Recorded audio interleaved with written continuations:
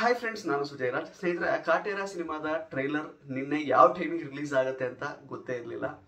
ಇಡೀ ದಿನ almost any time release ಆಗ್ಬೋದು ಅನ್ನುವಂತಹ ಒಂದು ಎಕ್ಸ್ಪೆಕ್ಟೇಷನ್ ಅಲ್ಲೇ ಕಾಯ್ತಾ ಇದ್ವಿ. ಬಟ್ ಕೊನೆಗೂ ಸುಮಾರು 9 ಗಂಟೆಯ ಹಿಂದೆ, ನಾನು ಇವಾಗ ಆಲ್ಮೋಸ್ಟ್ 9 ಅವರ್ಸ್ ಆದ್ಮೇಲೆ ಈ ಸಿನಿಮಾದ ಟ್ರೈಲರ್ ರಿವ್ಯೂ ಮಾಡ್ತಾ ಇದ್ದೀನಿ. 9 ಗಂಟೆ ಹಿಂದೆ ಈ ಒಂದು ಟ್ರೈಲರ್ ರಿಲೀಸ್ ಆಗಿದೆ. ಫಸ್ಟ್ ಹುಬ್ಳಿಲಿ 5 ಗಂಟೆ ನಂತರ ಅಲ್ಲಿ ಒಂದು ದೊಡ್ಡ ಸಮಾರಂಭದಲ್ಲಿ ಟ್ರೈಲರ್ ಲಾಂಚ್ ಆಗಿತ್ತು. ಅದಾದ ನಂತರ ಯೂಟ್ಯೂಬ್ ಅಲ್ಲಿ ರಿಲೀಸ್ ಆಗಿದೆ. ಅಫ್ಕೋರ್ಸ್ ಈ ಒಂದು ಟ್ರೈಲರ್ ದರ್ಶನ್ ಅವರ ಫ್ಯಾನ್ಸ್ಗಳಿಗೆ ಹಬ್ಬ ಅಂತಾನೆ ಹೇಳ್ಬೋದು. As a cinema lover definitely ಒಂದು ಎಂಗೇಜಿಂಗ್ ವಾಚ್ ಆಗಿರುತ್ತೆ ಅಂತ ಕಣ್ಣು ಮುಚ್ಕೊಂಡು ಹೇಳ್ಬೋದು. ಎಸ್ಪೆಷಲಿ ನಂಗೆ ಈ ಟ್ರೈಲರ್ ಅಲ್ಲಿ ತುಂಬಾ ಇಷ್ಟ ಆಗಿದ್ದು ಈ ಸಿನಿಮಾದ ಓವರ್ ಆಲ್ ಏಸ್ಥೆಟಿಕ್ ಸೆನ್ಸ್. ಅಂದ್ರೆ ಈ ಸಿನಿಮಾದ ಅಥೆಂಟಿಸಿಟಿ, ಅಂದ್ರೆ ಇದು ಭೀಮ್ನಳ್ಳಿ ಅಂತ ಒಂದು ಊರಿನಲ್ಲಿ ನಡೆಯುತ್ತೆ ಟ್ರೈಲರ್ ಅಲ್ಲಿ ದರ್ಶನ್ ಅವರೇ ಹೇಳೋ ಪ್ರಕಾರ. ಬಟ್ ಅದನ್ನ ಅಷ್ಟು ಅಥೆಂಟಿಕ್ ಆಗಿ ಒಂದು ಹಳ್ಳಿ ಕಥೆಯನ್ನ ಇಷ್ಟು ವಿಜೃಂಭಣೆಯಿಂದ ತೋರಿಸಿರುವಂತಹ ಒಂದು ಉದಾಹರಣೆ ಬಹುಶಃ ಇತ್ತೀಚಿನ ದಿನಗಳಲ್ಲಿ ನನಗೆ ಇದೊಂದೇ ಸಿಗ್ತಾ ಇದೆ. ಅಂಡ್ ಅಫ್ಕೋರ್ಸ್ ದರ್ಶನ್ ಅವರು ಅಂತಂದ್ಮೇಲೆ ಮಾಸ್ ಎಲಿಮೆಂಟ್ಸ್ ಇದ್ದೇ ಇರುತ್ತೆ.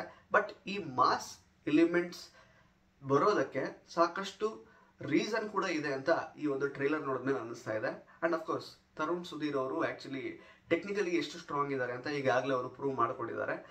ಚೌಕ ಸಿನಿಮಾ ಆಗಿರ್ಬೋದು, ರಾಬರ್ಟ್ ಸಿನಿಮಾ ಆಗಿರ್ಬೋದು, ಟೆಕ್ನಿಕಲಿ ತುಂಬಾನೇ ಸ್ಟ್ರಾಂಗ್ ಆಗಿದ್ದಂತಹ ವೆರಿ ವೆಲ್ ಮೇಡ್ ಸಿನಿಮಾಗಳಾಗಿದ್ದು. ಸೊ ಇದರಲ್ಲೂ ಕೂಡ ಆ ಒಂದು ಟೆಕ್ನಿಕ್ಯಾಲಿಟೀಸ್ ವಿಷಯ ಅಂತ ಬಂದ್ರೆ ಬ್ರಿಲಿಯಂಟ್ ಆಗಿರುತ್ತೆ ಅಂತ ಈ ಟ್ರೈಲರ್ ನೋಡಿದ ತಕ್ಷಣ ಹೇಳ್ಬೋದು.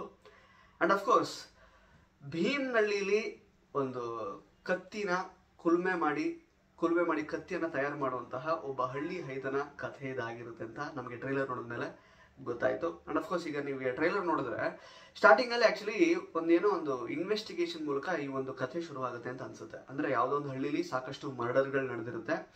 ಆ ಮರ್ಡರ್ ಇನ್ವೆಸ್ಟಿಗೇಷನ್ ಬೆನ್ನು ಬಿದ್ದಾಗ ಈ ಒಂದು ಹಳೆ ಕಥೆ ಓಪನ್ ಆಗ್ತಾ ಹೋಗುತ್ತೆ ಅಂತ ಅನ್ಸುತ್ತೆ. ಅಂದ್ರೆ ಯಾಕೆ ಆ ಊರಿನಲ್ಲಿ ಅಷ್ಟೊಂದು ಹೆಣಗಳು ಉರುಳಿದು, ಅಷ್ಟೊಂದು ಮರ್ಡರ್ ಯಾಕಾಗಿತ್ತು, ಆ ಒಂದು ಹಳ್ಳಿಯ ಹಿಸ್ಟ್ರಿ ಏನು, ಅಲ್ಲಿ ಏನ್ ನಡೆದಿತ್ತು, ಈ ತರದೆಲ್ಲ ಮೋಸ್ಟ್ಲಿ ಓಪನ್ ಆಗ್ತಾ ಹೋಗುತ್ತೆ ಅಂತ ಅನ್ಸುತ್ತೆ. ಇನ್ನು ಆರಾಧನಾ ಅಂದ್ರೆ ನಾಯಕಿಯಾದಂತಹ ಆರಾಧನಾ ಅವರ ಕ್ಯಾರೆಕ್ಟರೈಸೇಷನ್ ಬಗ್ಗೆ ತುಂಬಾ ಜಾಸ್ತಿ ತೋರಿಸಿಲ್ಲ. ಬಟ್ ಅಫ್ಕೋರ್ಸ್ ಅವರು ನಮ್ಮ ಹೀರೋ ಹಿಂದೆ ಬಿದ್ದಿರ್ತಾರೆ, ಅವರನ್ನ ಇಷ್ಟಪಡ್ತಾರೆ. ನಮ್ಮ ದರ್ಶನ್ ಅವರ ಲವ್ ಇಂಟ್ರೆಸ್ಟ್ ಪಾತ್ರವನ್ನು ಅವರು ಪ್ಲೇ ಮಾಡ್ತಾರೆ.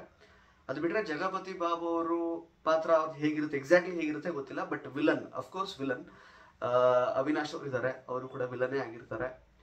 ಒಟ್ಟಿನಲ್ಲಿ ಒಂದು ಗಟ್ಟಿ ಕಥೆ ಅಂತೂ ಇರುತ್ತೆ. ರೈತ ಅಥವಾ ನಮ್ಮ ದೇಶದ ಬೆನ್ನೆಲುಬಾಗಿರುವಂತಹ ರೈತನ ಕುರಿತಾದಂತಹ ಒಂದು ರಿಯಲಿಸ್ಟಿಕ್ ವಿಷಯಗಳನ್ನ ಒಳಗೊಂಡಿರುವಂತಹ ಸಿನಿಮಾ ಇದು ಅಂತ ನಮಗೆ ಫಸ್ಟ್ ಪೋಸ್ಟರ್ ಬಂದಾಗಲೇ ಗೊತ್ತಾಗಿತ್ತು. ಅದನ್ನ ತುಂಬಾ ಎಲಾಬರೇಟ್ ಆಗಿ ಒಂದು ಮಾಸ್ ಎಲಿಮೆಂಟ್ಸ್ ಎಲ್ಲ ಆಡ್ ಮಾಡಿ ತುಂಬಾ ಚೆನ್ನಾಗಿ ಪ್ರೆಸೆಂಟ್ ಮಾಡಿರ್ತಾರೆ ಅನ್ನುವಂತಹ ನಂಬಿಕೆ ನನಗೆ ಈ ಟ್ರೈಲರ್ ನೋಡಿದ್ಮೇಲೆ ಬಂದಿದೆ.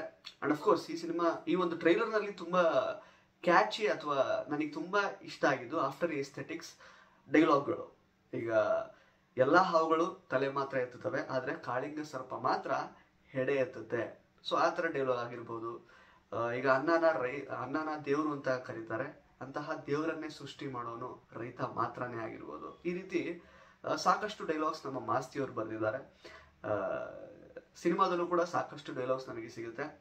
ಅಂಡ್ ಹೀರೋಯಿನ್ ಅವ್ರು ಇರೋದ್ರಿಂದ ನಮಗೆ ಸಾಕಷ್ಟು ಆ ಲವ್ ಆಂಗಲ್ ಕೂಡ ಫೀಲ್ ಮಾಡ್ಲಿಕ್ಕೆ ಸಿಗುತ್ತೆ. ಅಂಡ್ ಅಗೇನ್ ದರ್ಶನ್ ಅವರು 2 ಶೇಡ್ ನಲ್ಲಿ ಕಾಣಿಸ್ಕೊಂಡಿದ್ದಾರೆ.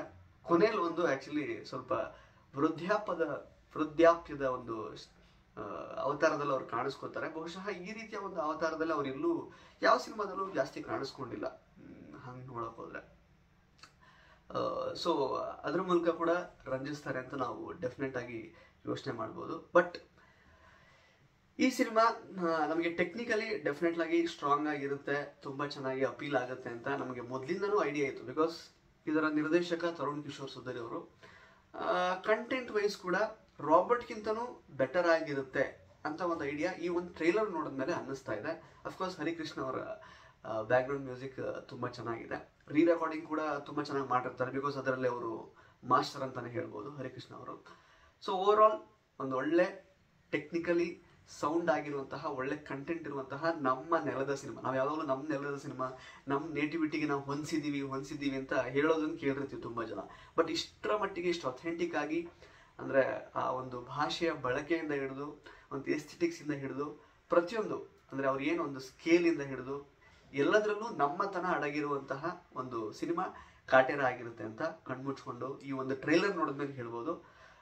ಡಿ ಬಾಸ್ ಫ್ಯಾನ್ಸ್ಗಂತೂ ಇದು ಡೆಫಿನೆಟ್ಲಿ ಹಬ್ಬನೇ, ಅದರಲ್ಲಿ ಏನು ಡೌಟೇ ಇಲ್ಲ. ಅಂಡ್ ಅಫ್ಕೋರ್ಸ್ ಯಾವುದೇ ಪರಭಾಷಾ ಸಿನಿಮಾ ಡಿಸೆಂಬರ್ 29ಕ್ಕೆ ಬಂದರೂ ಕೂಡ ಕಾಟೇರ ಮುಂದೆ ಬಹುಶಃ ಸ್ವಲ್ಪ ಅವರ ಆಟ ಏನೂ ನಡೆಯಲ್ಲ ಅಂತ ಅನ್ಸುತ್ತೆ. ಇದ್ರ ಬಗ್ಗೆ ಆಲ್ರೆಡಿ ದರ್ಶನ್ ಅವರು ಟ್ರೈಲರ್ ಲಾಂಚ್ ಇವೆಂಟ್ ಅಲ್ಲೇ ಹೇಳ್ಬಿಟ್ಟಿದ್ದಾರೆ, ಹೆದರ್ಕೋಬೇಕಾಗಿರೋದು ನಾವಲ್ಲ ಬೇರೆಯವರು, ಇದು ನಮ್ಮೂರು, ಇಲ್ಲಿ ನಮ್ಮ ಸಿನಿಮಾನೇ ಗೆಲ್ಲಬೇಕು ಅಂತ.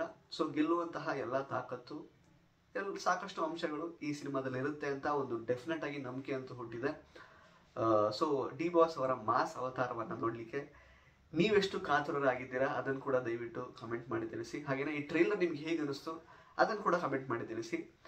ಹಾಗೆಯೇ ಈ ಒಂದು ಚಾನಲ್ಗೆ ಸಬ್ಸ್ಕ್ರೈಬ್ ಮಾಡಿ. ಧನ್ಯವಾದಗಳು.